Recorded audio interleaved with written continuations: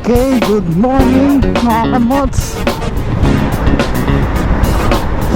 Makulimlim na umaga. Kamusta mga kamots?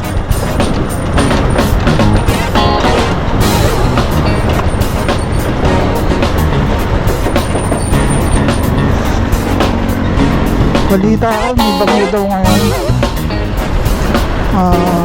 Signal number 2 na daw eh, sabi ng newscaster sa TV. So may pupuntahan tayo, gagala lang muna tayo mga kamots. Pero i-review natin itong Honda Beat natin na after 3 years ano ba ang nabago or nasira dito sa Honda Beat. Ito ang mga unang labas ng Honda Beat sa tayo.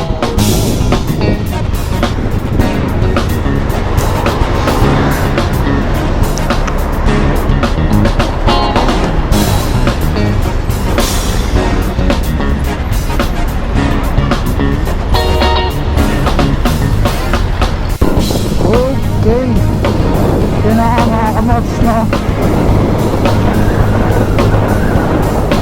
Balik tayo ulit sa topic natin ngayong araw na to.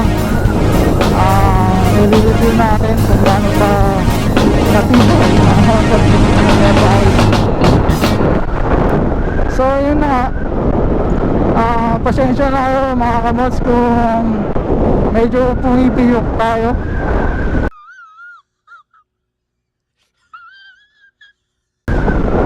Yan talaga ang boses ko. Sorry sa mga napipiyukan.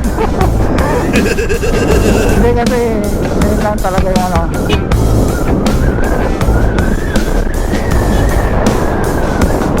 Ganun lang talaga ang boses ko. Pero pag walang ano to walang takit naman sa ilong, ay hindi naman ganyan. Pero so good morning ulit mga kanots, and welcome to my channel. Ako nga pala si Rock Moto from QC and Las Piñas. Nag-migrate ako sa Las Piñas eh. Andun kasi yung forever. So ride safe lang sa mga pads natin dyan, sa mga kamots natin dyan na nagmamaneho ngayong araw na to.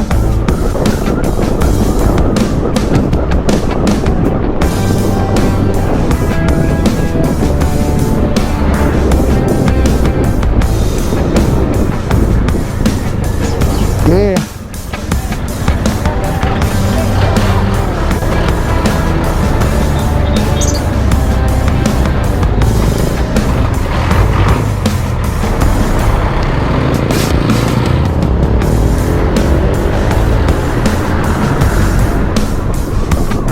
So itong Honda Beat natin is wala pang masyadong upgrade dito, papalitan lang, pero genuine pa rin yung ano natin, yung stock na pinapalit natin. So malakas. Hindi naman siya malakas eh, masarap lang siya i-maneho. FYI lang din mga kamots. So pinapakita ko lang, binibigyan ko ng informasyon yung mga gustong mag Honda Beat FI after 3 years.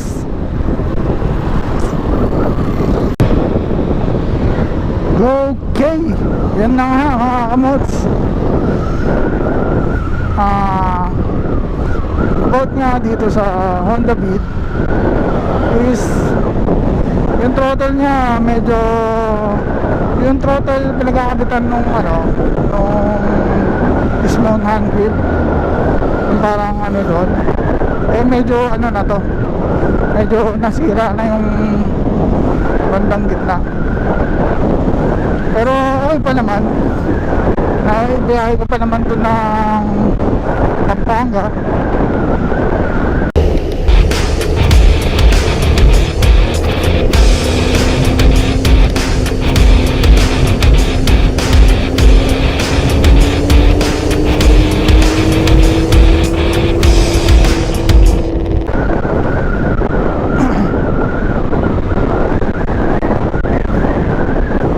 Tsaka yung body excuse me, yung body position na ito okay pa rin. Yung headlight nya, yung tail light nya, yung signal light,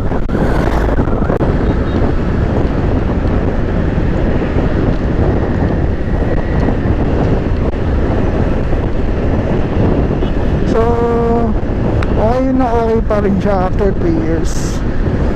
Seriously, what the fuck are you doing? Yung makina niya wala pa rin nabago, old stock pa rin.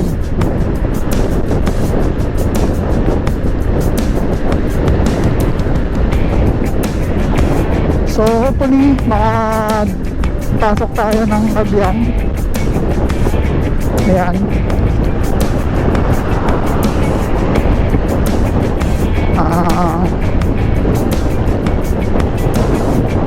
Mahirap kasi pag di ako nakakapag biyahe na malayo, nakakapag-motor para nagkakasakit. Oh my God! Wow! Ito yung pinaka nagbibigay ng sigla sa akin ang pagmumotor.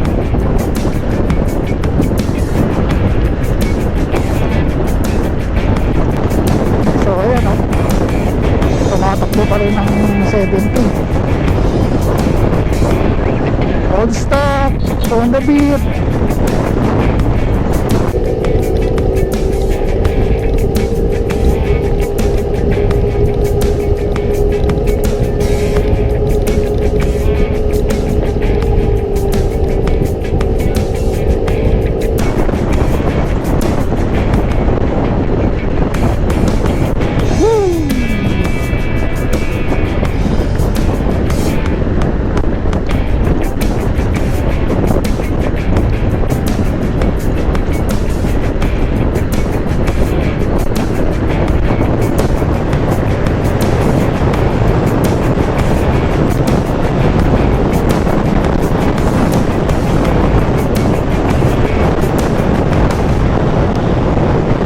On the beat 80 pag nag-100 to, ewan mo na lang.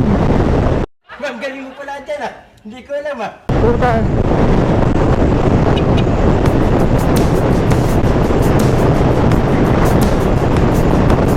Old stock, old stock.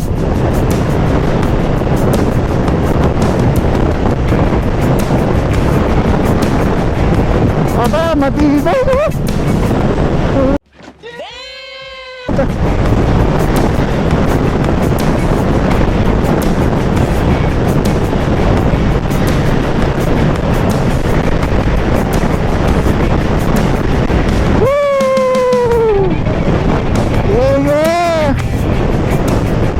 Pasok pa rin. Pasok pa rin, pasok. Pasok pa rin ang old stock after 3 years. Woo!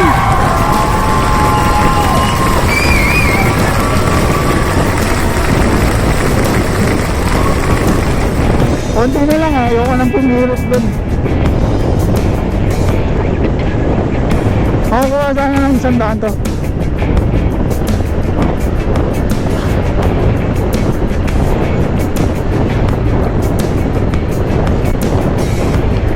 Grabe ka. Parang ko siyang binibreak in. Masyadong binibaby to eh. Dapat to, hard braking na oh. Habang tumatagal ng binirot mo, lalo siyang bumibilis. Yun ang Honda Beat. Pagsakay ko pa lang sa'yo eh, nanganib na ang buhay ko eh. Safe na safe. Kaya pag pinasa mo siya na birit lang, dahan-dahanin mo rin parang babae din yan. Kailangan hinihimas yung pagbirit.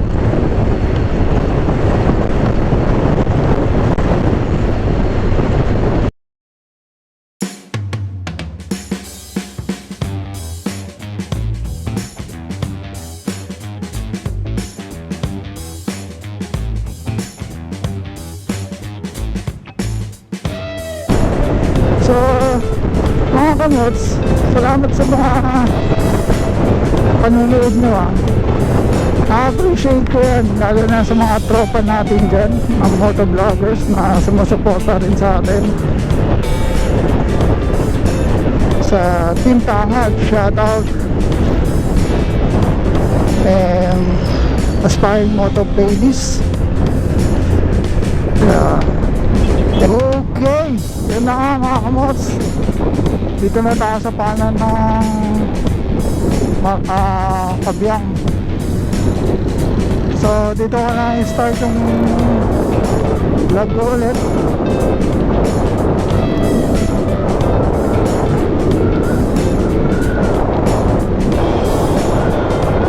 Ito medyo hindi siya ganun lakas humatak pagpakiyat na getong taas dito sa Kabyang. No? Ayan o. Kahit ito throttle ko yan, kaya pa naman. Yan. Bumibrelo kasi siya eh. Yan, full throttle na yan ha. Pero habang tumatagal siya, makakit pa rin yung speedometer. So kailangan talaga pag mapaakyat, nakabrelo ka na eh. Kung walang mga obstruction, kaya mong bumirit. Ulitin natin. Full throttle.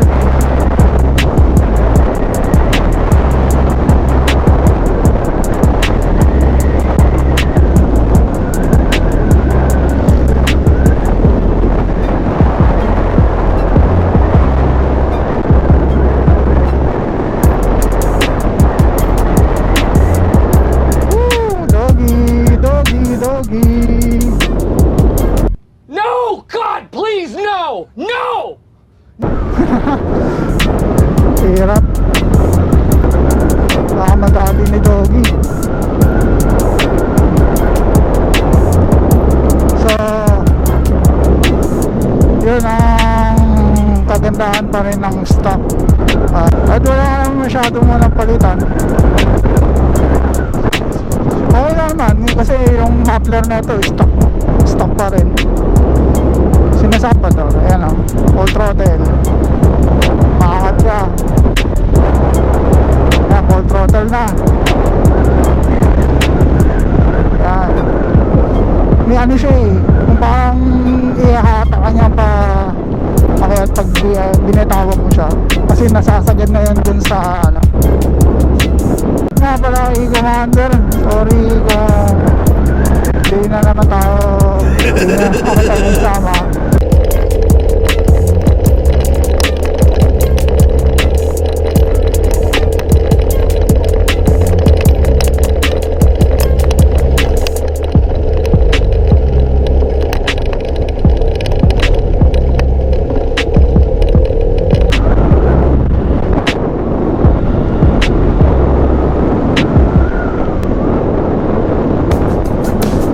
Problema lang rin nito, syempre pag may maganda may problema. Baliw ka yata eh. Itong ano kasi handlebar nito, medyo may kumakabig siya pa kanan. Kung napapansin nyo dyan yung mga naka Honda Beat, diba minsan parang pakanan yung kumakabig siya, pero hindi mo naman siya sinasadya, kasi ganyan yun dun sa ibang mga naka Honda Beat eh.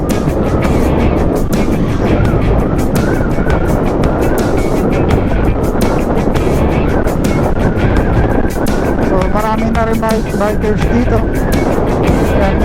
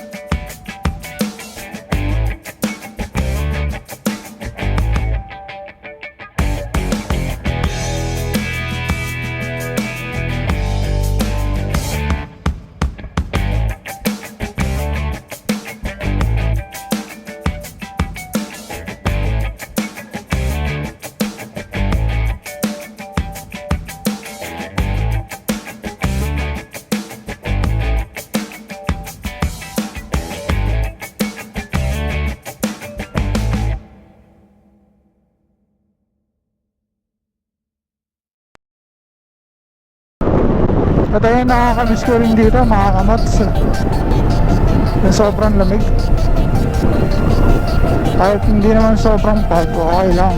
Pero as in nakaka-refresh ng katawan kasi malamig nga.